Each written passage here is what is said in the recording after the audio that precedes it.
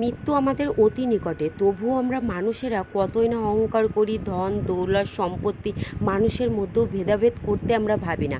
আবারও চলে আসলাম ছোট্ট একটা মিনি ব্লগ নিয়ে, কারণ তোমরা মিনি ব্লগগুলো দেখতে ভীষণ পছন্দ করো। গতকাল এরোপ্লেন দুর্ঘটনার কথা প্রত্যেকেই জেনে গেছো, যেটা আর নতুন নয়। মুহূর্তের মধ্যেই সংবাদ সারা বিশ্বে ছড়িয়ে ছিটিয়ে পড়েছে। এরোপ্লেনে ছিল 244 জন যাত্রী, তার মধ্যে শুধু একজনই জীবিত রয়েছে, বাকি প্রত্যেকেই কিন্তু মারা গেছে। প্রত্যেকের চোখেই কতই না স্বপ্ন ছিল, কিন্তু তাদের স্বপ্ন আর বাস্তবায়িত হলো কই। মাঝ আকাশেই তাদের স্বপ্ন চিরতরের মতোই একেবারেই হারিয়ে গেছে।